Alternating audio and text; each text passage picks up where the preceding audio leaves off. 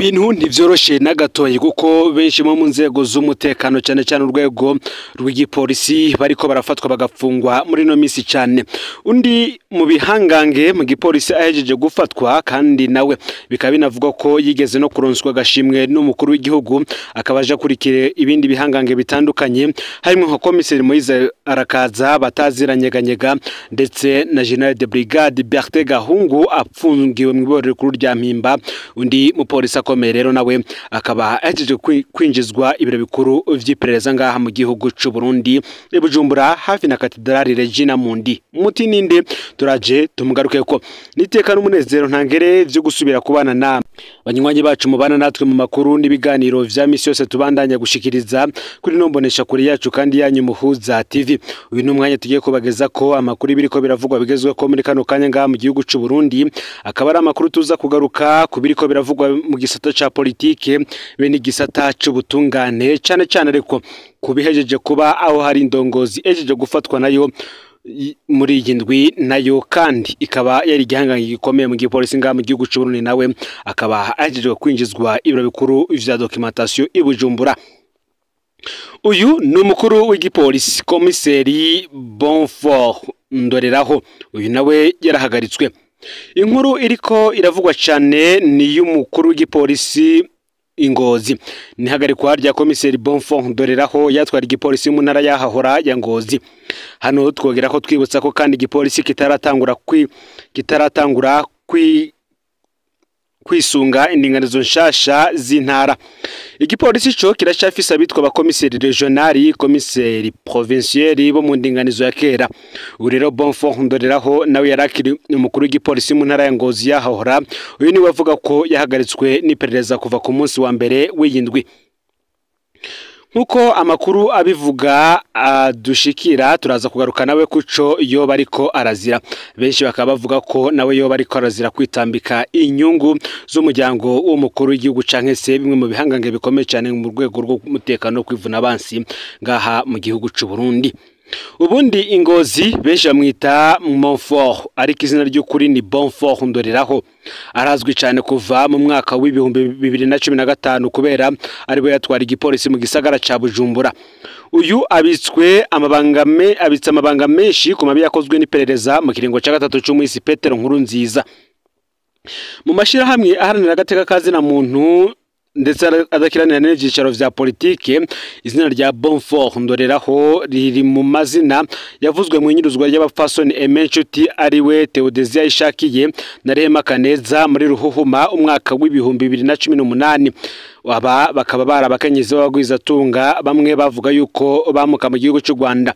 Bonfort Ndoreraho ari mu bafatwa kandi ko bazi neza ivyashikiye abo bakenyezi. Uyu kandi izina ryiwe rirafiswe mu nyiruzwa rya Rodrigue Nzeyimana muri ndamukiza umwaka w'ibihumbi 2018. Uyu Rodrigue Nzeyimana yarajejwe ubudandaji canke se directeur commercial muri societe Buseko.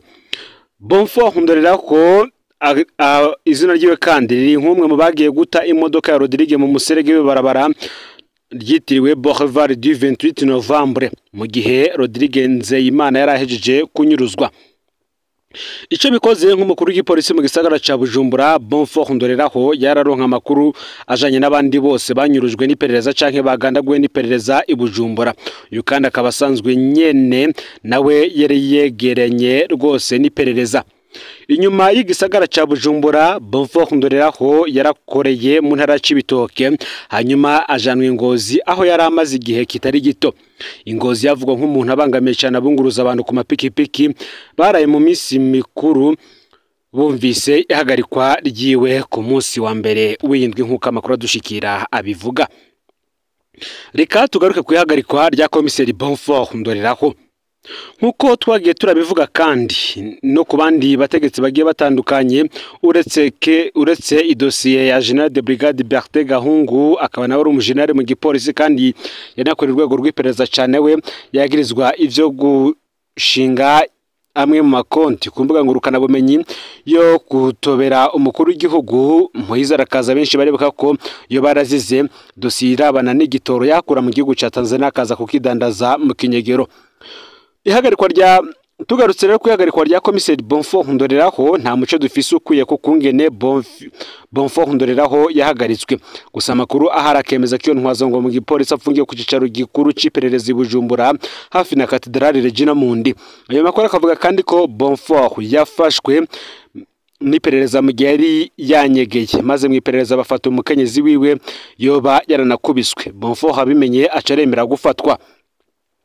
Amakuru ariko arahanwa akavuga ko komiseri Bonfort Ndoreraho ari mu bagirizwa amatoni 14 zikawa yoba aherutse gufatirwa ikobero avuga ko yarashowe mu gihugu cy'u Rwanda.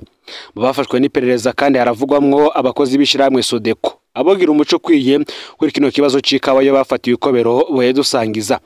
Mu bijanye n'akazi ho twiboneye ingingo ya komiseri regional mu ntara z'uburaruko igena utwara igipolisi mu ntara ya Ngozi vy'imfata kibanza.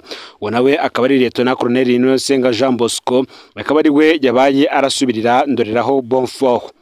Iyo ngingo yafashwe ku munsi wa mbere igenekerezo ya 3 Munyonyo uyu mwaka w'ibihumbi 2025 nkuko amakuru dushikira bivuga, kandi bikanashoboka ko ari nawo munsi uyu Bonfort Ndorera ko yoba yarafatiwe ko nkuko amakuru adushikira abivuga. Tukiri kubirabana n'ibiriko biravugwa mu gisata c'ubutungane mw'iboro rikuru rya Mpimba baratabaza umushikiranganje Artemone Katihabwa agaba amabohero.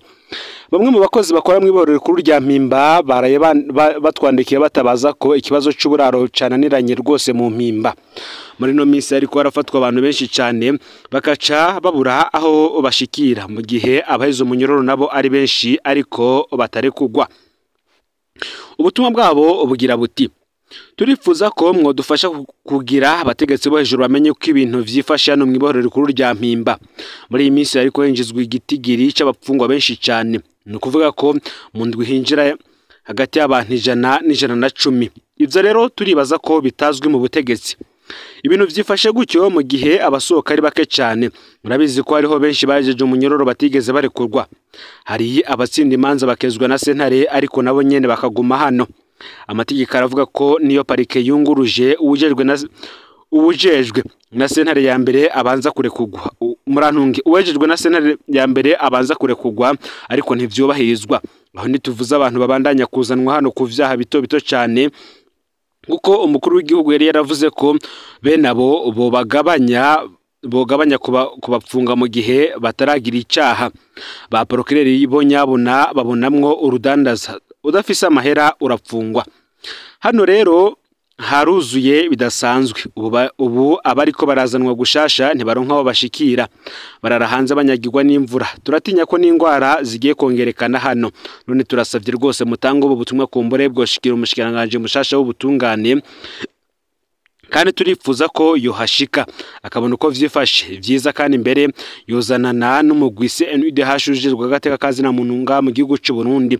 Nankeka ko yoca abona ko hari ingingo zihuta.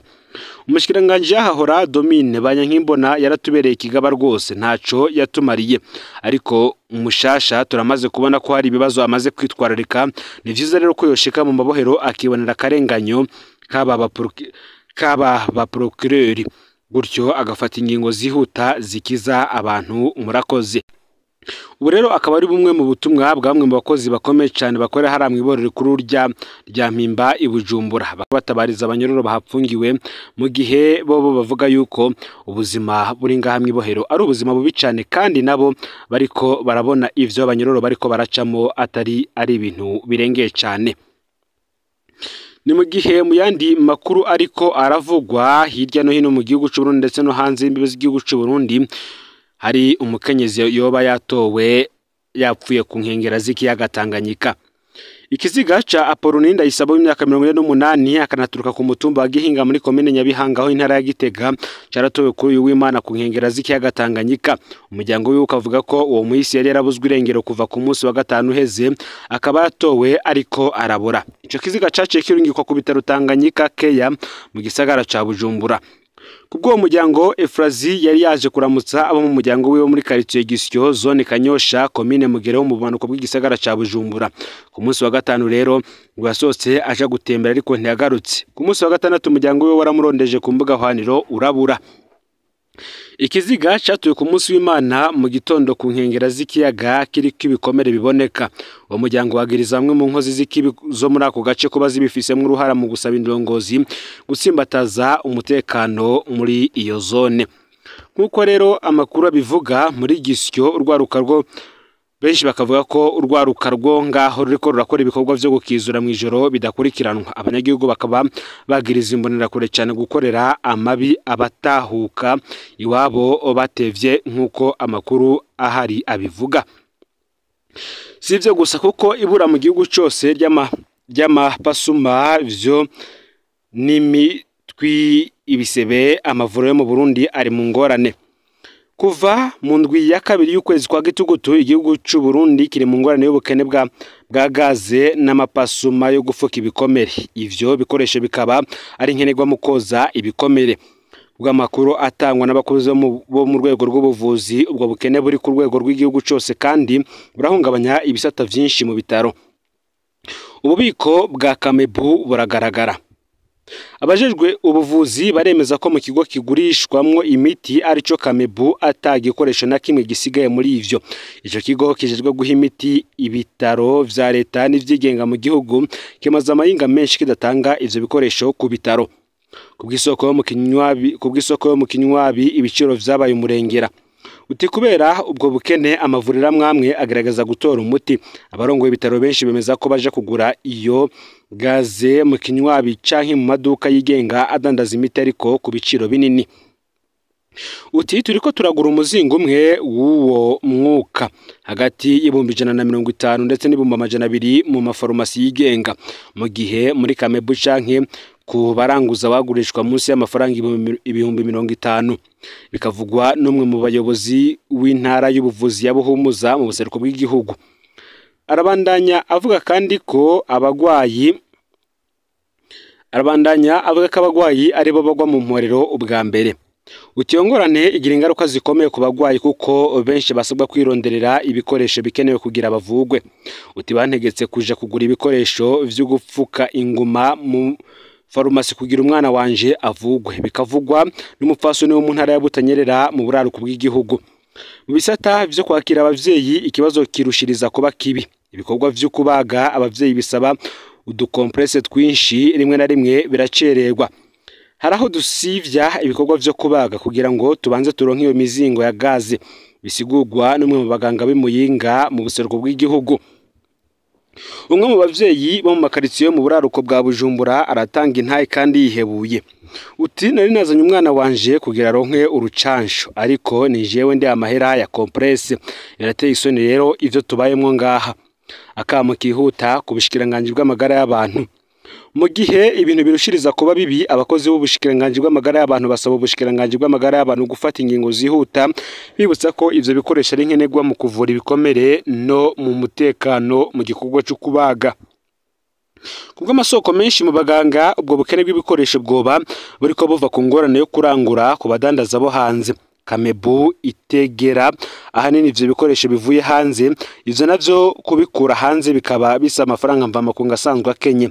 Bamwe mu bakorera muri ico gisata badoma urutoke ukuntu bamwe bigarurira ico gisata cyo kugura ibikoresho vya leta kandi bakikwega cyane. Ivyo bigatuma kenshi itangwa ry'imiti ija mu ntare ricererwa. Ivyo kandi bigatuma ku bwabo haboneka intege nke ziri mu itunganywa ry'igisata cyo kugura ibikoresho vy'amagara y'abantu mu gihugu. Ingorane zikomeye rero mu gisata c'amagara y'abantu. Benshi baratabaza. Abahinga bo mu gisata c'amagara y'abantu baragabisha ko hamwe vyogumuko ashobora kugwirirana ingwara zifata abajeje kwibaruka bivuye kwitituka ry'akanovera ko kuvura mu bitaro. Umwe mu baganga b'Ibujumbura akavuga mu majambo make amakenga yiwe. Uti atamuzingo wa compresse na gaze udukorwa duto tw'abaganga tubamwo intambamye. Ni ubuvuzi bwose buba buri mu kaga nk'uko yabandanije abivuga. Ni mu gihe kandi nk'uko biriko biravugwa ariko haravugwa ikibazo gikomeye cyane Ibujumbura nk'uko tuza kubigaruka ko.